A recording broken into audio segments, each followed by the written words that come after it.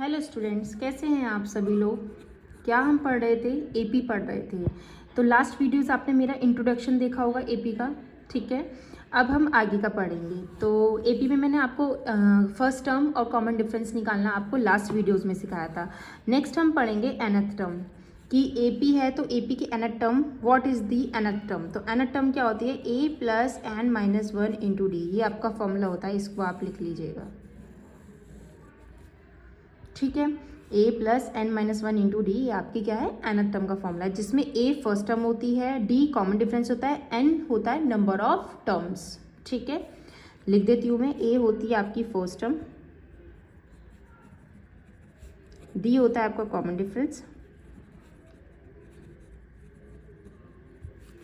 और n होता है आपका नंबर ऑफ टर्म्स,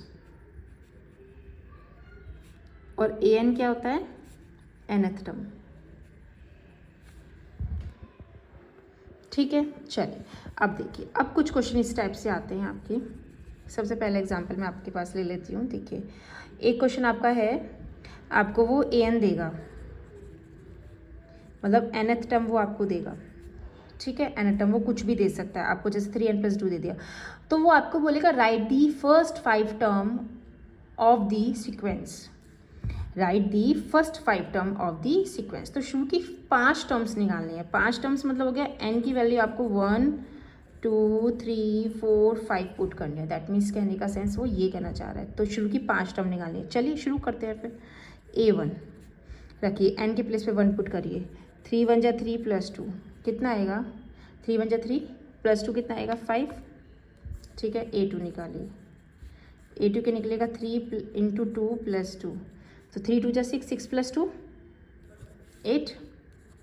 a3 निकालिए, 3 × 3 + 2, n के प्लेस पे हमने 1 पुट करा, n के प्लेस पे मैंने 2 पुट करा, n के प्लेस पे मैं 3 पुट कर रही हूँ। ये 2 एज इट इज़ चल रहा है, ठीक है। देख पा रहे हैं आप, n के प्लेस पे वैल्यूज पुट होती जा रही है। 9 + 2 कितना होगा? 11। a4 निकालिए, 3 × 4 + 2, 3 × 4 = 12, 12 + 2 कितना होगा? 14। a5 3 × 5 + 2, 5 3 = 15, 15 × 2 = 17। निकल गई फर्स्ट 5 टर्म, ठीक है, निकली। कुछ और क्वेश्चंस ले लेते हैं। चलिए एक एग्जांपल और लेते हैं, थोड़ा सा फ्रैक्शन वाला ले लेते हैं। चलिए ठीक है, फ्रैक्शन वाला ले लेते हैं। लीजिए, देखिए शुरू करें। an आपको वो देगा 3n - 2/5, ठीक है। फिर से वही बोला है, शुरू की फर्स्ट 5 टर्म्स आपको निकालनी है। चलिए a1 निकालते हैं सबसे पहले। तो 3 × 1 - 2/5, 3 × 1 = 3 - 2/5, दैट मीन्स 1/5, पहली टर्म। नेक्स्ट a2, 3 × 2, n के प्लेस पे आप 2 पुट कर दिया, 3 × 2 - 2/5 कितना होगा? 6 - 2, दैट मीन्स 4/5। a3,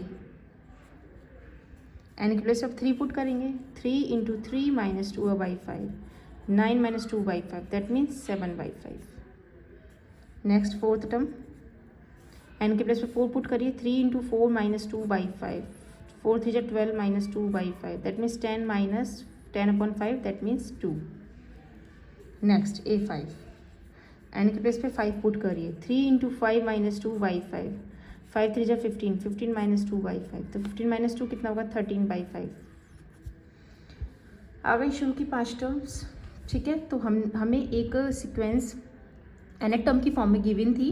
उसने बोला था कि सीक्वेंस बनाइए, नंबर्स की फॉर्म में बनाइए। तो हमने उनको n को 1 2 3 हम पुट करते चले गए। n को 1 पुट करा, a1 निकला, n को 2 पुट करा, a2 निकला, n को 3 पुट करा, a3 निकला।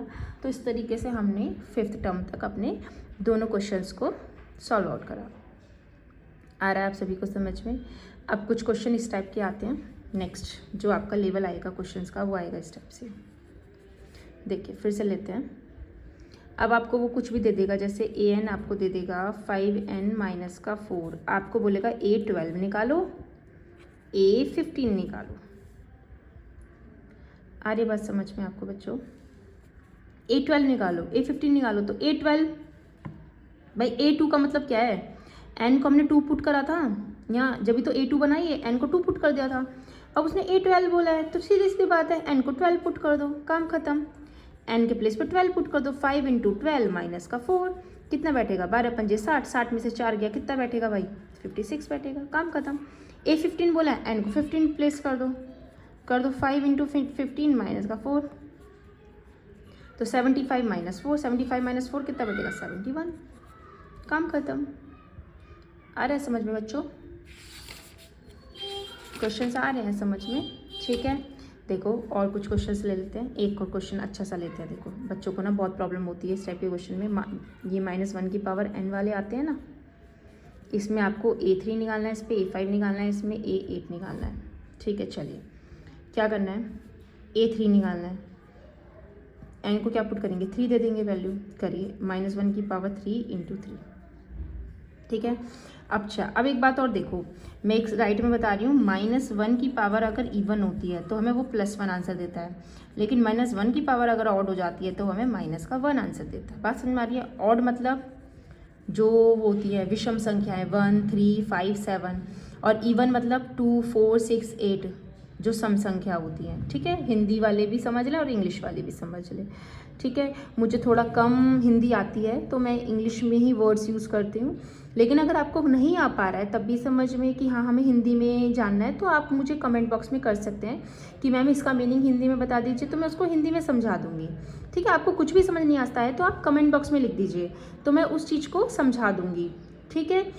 ओके चलिए, तो अब -1 की पावर 3 है, 3 मतलब ऑड हो गया, तो -1 की पावर ऑड हो गई, ऑड क्या देती है -1, तो इसका मतलब ये आंसर हमें क्या देगा -1 देगा, इंटू साथ में क्या है 3 है, -1 × 3 -3, ठीक है। अब A5 आ जाइए, यहाँ n के प्लेस पे 5 पुट करिए, -1 की पावर 5 × 5 है क्योंकि साथ में n भी है, -1 की पावर 5, 5 क्या है ऑड है, तो -1 की पावर ऑड क्या था -1, तो फिर से ये क्या देगा हमें -1 × 5, दैट मीन्स -5।